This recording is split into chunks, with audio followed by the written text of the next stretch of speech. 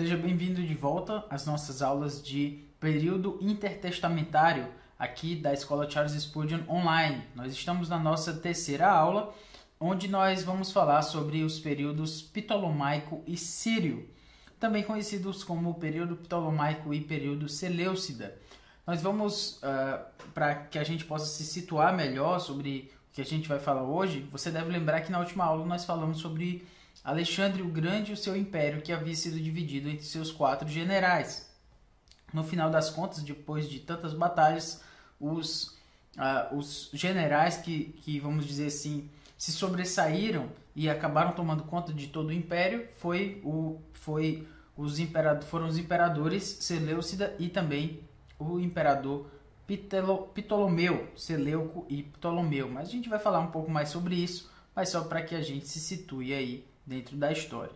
Então, preciso lembrar que o período ptolomaico ele se deu ali entre 320 e 198 a.C., a morte prematura de Alexandre em 323 a.C. precipitou uma luta pelo poder entre os seus principais generais. Os 4 generais que emergiram vitoriosos dessa batalha se tornaram conhecidos como seus sucessores, aqueles que a gente já falou que eles lutaram pela dominação do Império de Alexandre. Ptolomeu I foi um dos mais competentes generais de Alexandre. Ele aceitou a liderança do Egito, então em 323, impedindo qualquer outro conflito imediato com outro dos poderosos generais. Então, a princípio, ele ficou mais ali na dele, dominou o Egito. Já em 320, ele depôs o governador da Palestina e acrescentou esse território ao seu reino. Então, ele foi ali tomando depois aquilo que seria mais territórios para o seu império. A gente precisa lembrar que em Alexandria, que era a capital do Egito, a influência era muito forte lá dos judeus, certo? Então Alexandria admitiu aos colonos judeus total cidadania. Eles eram judeus, então tinham total cidadania ali em Alexandria, cidadania grega, certo? Ptolomeu I acabou transferindo muitos judeus e samaritanos para o Egito. Então, nessa transferência, esses novos imigrantes caíram completamente sob a influência da cultura helenista. Então, você deve lembrar aí que esses generais de Alexandre, eles também enfatizavam muito essa questão da helenização, da cultura grega. Então, Alexandria acabou sendo uma capital, vamos dizer assim, helenista. E os judeus que iam para lá, muitos deles acabavam sucumbindo àquela cultura grega. Então, o helenismo também fluía para dentro da Palestina, não só lá no Egito, mas acabava entrando na Palestina através da influência das cidades gregas na área. Muitas cidades gregas ali na circunvizinhança e por meio do comércio entre a Palestina e o Egito. E nisso tudo, a influência grega foi tomando ali grande parte dos judeus na Palestina e também os judeus que estavam ali em Alexandria. Então aqui novamente, para que nós possamos nos situar, tudo que está aqui coberto por essa linha vermelha foi o Império de Alexandre o Grande. Então depois ele foi dividido entre os seus generais. Nós queremos enfatizar aqui principalmente o reino Seleucida, todo esse espaço aqui, e o reino Ptolomaico, que vai por essa faixa de terra, especificamente incluindo aqui Jerusalém, especificamente aqui, certo? Então, tudo isso nós percebemos que, primeiro, esse território aqui da Judéia, da Palestina, ele acabou sendo tomado pelo reino Ptolomaico. Depois, ele foi tomado pelo reino Seleucida, como a gente vai já ver, mas você pode perceber que toda essa faixa de terra, especificamente também essa região aqui em que se encontra Israel, nós estamos vendo que vários reinos, vários impérios acabaram dominando. Falamos do babilônico, do persa, do macedônico agora, certo? E agora e não só o macedônico com Alexandre, mas agora com os seus generais também, especificamente aqui Ptolomeu. No período ptolomaico ainda nós podemos lembrar, de uma forma geral, os governantes egípcios tratavam bem os judeus. Dentro daquela região ali, os judeus eram bem tratados. Então, sob o governo de Ptolomeu Filadelfo, que ocorreu ali entre 285 e 246, por exemplo, o Antigo Testamento foi traduzido para o grego. Lembra-se de que a gente estava sempre falando que o grego acabou sendo a língua franca, a língua de várias pessoas, a língua do comércio, a língua do povo.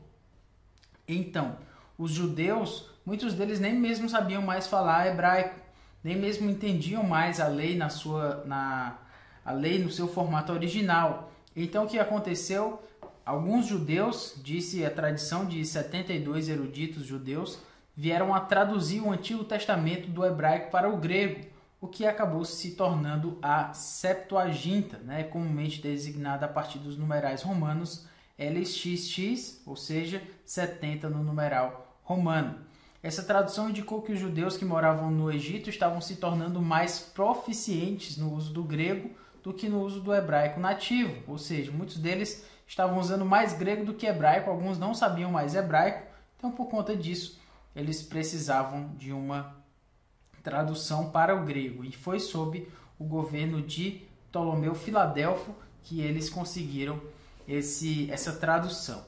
Durante o período da hegemonia egípcia sobre a Palestina, conforme aquele mapa que nós vimos, os egípcios e os sírios lutavam constantemente. Os sírios, ou seja, aqueles que estavam na região ali mais acima, os seleucidas, eles lutavam constantemente. As batalhas entre esses poderes regionais ocorriam frequentemente em solo palestino, exatamente naquela faixa de terra que eu circulei ali, mostrando que era uma faixa de terra muito batalhada, até hoje, né, na verdade. Em 198 a.C., em Paneia, próximo ao Monte Hermon, ao norte da Palestina, Antíoco III da Síria é decisivamente derrotado por Ptolomeu V do Egito. Depois dessa batalha, o controle da Palestina passou dos egípcios para os sírios.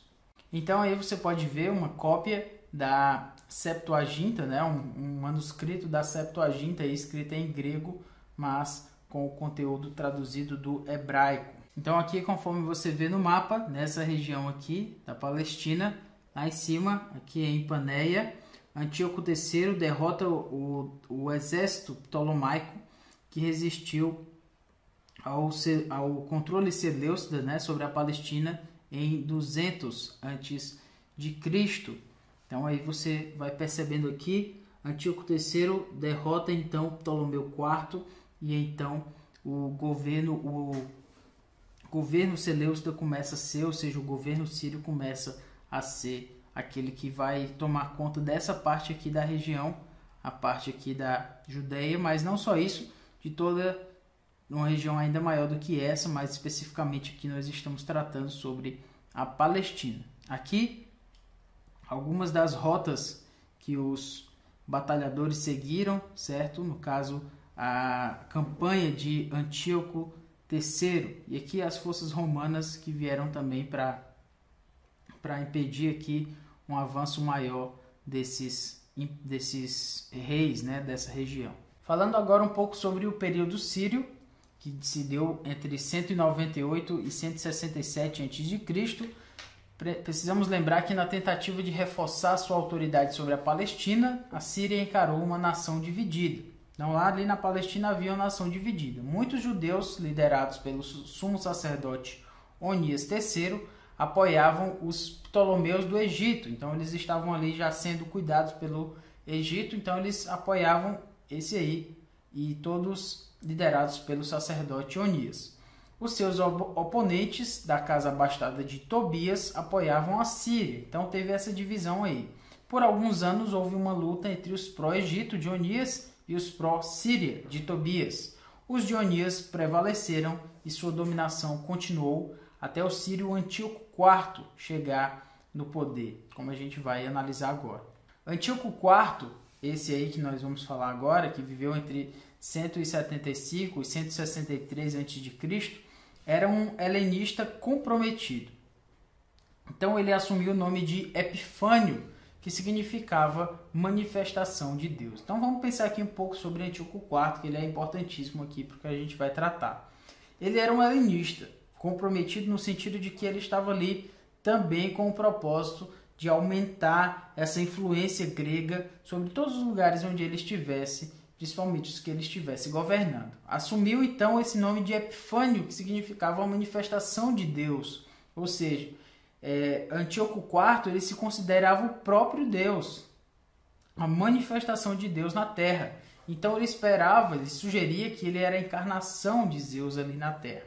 Um toque de zombaria e ironia dos judeus, eles o apelidaram de Epimânio, que significava o louco, né? Ao invés de Epifânio, Epimânio, que significava o louco. Mas, enfim, Antíoco IV, ou Antíoco Epifânio, ele cometeu atrocidades sobre as quais a gente vai falar, mas também foi um homem muito poderoso naquela época. Antíoco tinha planos agressivos de usar fundos da Palestina, especialmente do Templo de Jerusalém. Então aí você já vai percebendo a forma como ele trabalhava, né? Ele queria os recursos do próprio templo para os seus propósitos. Ele também achou um judeu, conhecido como vira-casaca, né, entre nós, que queria trabalhar para ele como títere, como um fantoche. Quem foi esse judeu aí? Jason, irmão do sumo sacerdote Onias III, prometeu muito dinheiro para o tesouro de Antíoco. Em retorno, por esse dinheiro, ele queria uma nomeação ao sumo sacerdócio e prometeu cooperar com Antíoco na introdução dos costumes helenistas em Jerusalém. Então Jason fez isso. O que foi que aconteceu? Ele foi nomeado. Antíoco não queria saber de outra coisa senão de praticidade. Tinha um judeu querendo ajudá-lo ali, apoiá-lo para que a helenização acontecesse naquela região. Então ele, tá bom, vou lhe dar aqui o sumo sacerdócio. Depois da sua nomeação para o ofício, Jason estabeleceu um ginásio como uma pista de corrida em Jerusalém. E o que tem a ver esse ginásio? Qual é a importância disso? Bom, naquele ginásio onde eles iam praticar os esportes, os rapazes judeus se exercitavam nus, seguindo o costume grego. Então os homens iam ali sem roupa e os judeus não gostavam muito disso. Mas os rapazes judeus iam lá porque eles já estavam helenizados, já estavam aculturados. Tal prática era uma afronta aos judeus devotos. Eles não gostavam dessa história. Então, as corridas iniciavam, inclusive, com invocações aos deuses pagãos.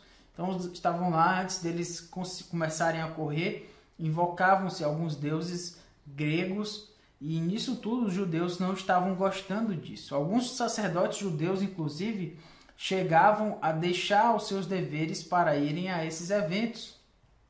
Então você imagina aí como os judeus não estavam gostando. Os seus próprios sacerdotes deixavam seus deveres e iam lá assistir os jogos no ginásio. Embora tais práticas tenham levado muitos judeus a seguirem práticas pagãs, isso também produziu um grupo opositor chamado Hassidim, ou Hassidim, que significava os piedosos. Esse grupo daria origem aos fariseus. Então, tanta afronta e tanta aculturação, a cultura grega, fez com que houvesse um novo grupo, um grupo chamado os Hassidim, que eram os separados, aqueles que não suportavam toda essa afronta à cultura judaica. Então eles meio que se separavam, eles eram conhecidos assim, e esse grupo dos Hassidim vieram a dar no futuro, né, posteriormente, a origem ao partido dos fariseus, bem como de outros também no cenário judaico. Então aí uma pista de corrida daquela época, os rapazes judeus e os outros que estivessem lá, eles corriam essas pistas, mas seguindo tudo aquilo que a gente já falou, sem roupa, invocando deuses gregos, e isso não foi de nenhum agrado dos judeus. O que mais Antíoco IV fez? Antes de planejar uma invasão ao Egito, Antíoco substituiu Jason por outro judeu, Menelau, que ofereceu um tributo ainda maior a Antíoco. Então você percebe aí que Antíoco ele só queria, na verdade, mais e mais poder, e quem desse para ele dinheiro e poder, ele concedia o que precisava, o que pedia. No caso, Menelau ofereceu um tributo maior para Antíoco e ele aceitou, tirou Jason do sumo sacerdócio. Judeus piedosos, você deve imaginar, eles se ressentiam pela venda do ofício sagrado do sumo sacerdócio pelo lance mais alto. Você deve lembrar que o sacerdócio era uma questão hereditária de um grupo específico que Deus, os grupos o grupo arônico, né? E também era um grupo sacerdotal, e isso era na verdade algo hereditário, mas acabou sendo nessa época aí algo de quem pagava mais, e os judeus piedosos odiavam isso, eles não aguentavam tanta afronta à sua religião. Como uma ofensa adicional, Menelau possivelmente não pertencia à família sacerdotal, então para piorar, ele nem era dessa família sacerdotal, possivelmente, ele ainda era um outro. Então essa descrição dessa traição pode ser encontrada no livro apócrifo de 2 Macabeus, capítulo 4. Em 169 e 168 a.C., Antíoco fez algumas incursões do Egito para adicioná-lo ao seu reino. Então ele foi ali descendo ainda mais, buscando ainda mais território para si. O embaixador Popílio Laenas, protegendo as ambições do seu governo, confrontou Antíoco fora de Alexandria. Então, ele era um imperador romano. E quando Antíoco chegou ali para assumir o Egito, o que foi que ele fez? Chamou Antíoco para fora da cidade, para fora de Alexandria, desenhou um círculo no chão em volta de Antíoco e exigiu que, antes de pisar fora do círculo, ele lhe prometesse abandonar o Egito com as suas tropas. Incapaz de resistir ao poder armado de Roma contra a sua vontade, teve de retirar-se do Egito. Então Antíoco, ele estava ali tão vigoroso de querer mais e mais poder, mais e mais território, ele achava que ia conseguir, enfim, assumir o Egito, mas o embaixador romano mandou que ele fosse embora. Enfurecido, com o ego ferido, Antíoco voltou para a Síria. Depois ele voltou para Jerusalém para derrotar Jason, que tentara retomar o sacerdócio. Então lembra lá de Jason, que tinha dado dinheiro para Epifânio, ele depois trocou isso por Menelau. Jason foi um que ficou revoltoso disso, tentou tomar o sacerdócio de qualquer forma. Antíoco IV teve que impedir. Antíoco então tomou Jerusalém, matou muitos homens, mulheres e crianças. Ele era destemido, foi lá, fez toda essa destruição. Para piorar, entrou no templo, confiscou os vasos santificados e as ofertas, e fez tudo isso e ainda mais, como a gente vai falar. Aqui as campanhas de Antíoco IV estão lá descritas em 1 Macabeus, capítulo 1, versos 16 a 18. Então você vai percebendo aqui a primeira campanha, ele foi seguindo, passou aqui na Judéia, certo? Então Jason, nesse caso aqui, o irmão de Onias III, toma o sacerdócio em Jerusalém, na primeira campanha dele. Então ele vai seguindo. Antíoco IV, ele depois impõe algumas restrições aos costumes judaicos, e também Antíoco aqui derrota Ptolomeu VI por volta de 170 depois de Cristo, mas quando ele chega aqui em Alexandria, ele é mandado de volta, certo? E nesse mandado de volta aqui, ele volta de novo aqui, passa por Jerusalém e toma faz aquela destruição lá que nós falamos, entrou no templo e tudo isso. De volta a Antioquia, então, Antíoco tomou os passos para acabar com a adoração judaica em Jerusalém. Então, seu propósito não era tanto helenizar nesse momento aqui, mas unificar o seu reino em uma base religiosa e confrontar as ofertas que chegavam no templo, as ofertas que chegavam no templo em Jerusalém. Seu propósito era unir tudo. Então, se uma religião tivesse que ser destruída ou diminuída para que o seu reino fosse mais unificado, era isso que ele ia fazer, e foi isso que ele fez. Então, ele não queria somente helenizar, ele queria unificar o seu reino, torná-lo mais poderoso e controlar as ofertas que chegavam lá no templo para tomar o dinheiro para si.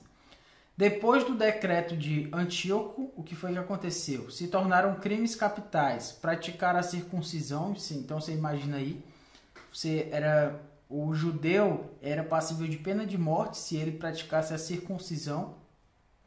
Também observar o sábado e outros festivais religiosos era outro crime capital passível de pena de morte. Também possuir cópias ou porções do Antigo Testamento. Então, qualquer judeu que tivesse o Antigo Testamento, de alguma forma, ele estava ali sob pena de morte. Aconteceu também que foram destruídos alguns manuscritos do Antigo Testamento. Epifânio queria acabar com o judaísmo. Os sacrifícios pagãos tornaram-se compulsórios no templo e nos altares através do país. Então, ao invés de serem adorados, de ser adorado o Deus verdadeiro, o Deus do Antigo Testamento, Deus da Bíblia, eram adorados as entidades pagãs no próprio templo dos judeus. Houve uma ordem que fosse erigida uma estátua de Zeus e dele, mesmo no templo. Então, Zeus e Epifânio no templo de Jerusalém, ali dos judeus, você imagina que tamanha afronta que ele fez. Também a ideia de que uma porca foi sacrificada no altar lá do templo. Então você imagina o porco, um animal imundo para os judeus, e Antíoco mandou que fosse sacrificada uma porca ali. Imagina o tamanho da revolta que isso foi causando nos judeus, foi causando uma aversão a esse governo, e isso foi o cenário chave para que pudesse haver uma revolta, que é a revolta que nós daqui a pouco vamos falar. Alguns erros de Antíoco IV. Antíoco Epifânio falhou em reconhecer o obstinado comprometimento dos judeus em seguir a religião deles. Ou seja, ele não reconheceu que os próprios judeus eles eram fervorosos, muitos deles, piedosos, e que eles não iriam aceitar isso. O que foi que aconteceu? Ele imaginava que eles desistiriam de sua fé, mas muitos escolheram, na verdade, o martírio, ao invés de comprometerem a sua fé. Então, histórias desses heroísmos encontram-se em 2 Macabeus 6 e 7. Ali você vai perceber que esses judeus escolheram o martírio, escolheram morrer pela sua própria fé ao se curvarem ao domínio, ao poder de Antíoco Epifânio. Sobreviventes corajosos dessa perseguição começaram a se preparar em uma resistência armada aos seus decretos despóticos. Então, passou a ter uma resistência. Judeus que não aceitavam tudo isso, eles começaram a não aceitar de forma alguma, a resistir, criar uma resistência de outros judeus. Então, em 167 a.C., um grupo de judeus reunidos em volta de um velho sacerdote chamado Matatias, da vila de Modina, distante a alguns quilômetros de Jerusalém, iniciaram uma revolta contra os poderes da Síria. Então, eles se revoltaram, não queriam mais saber desse governo, desse domínio, e fizeram o que puderam para acabar com tudo isso. Embora a luta contra Antíoco e contra o poder sírio fosse continuar por anos, o controle efetivo da Síria sobre a Palestina tinha acabado.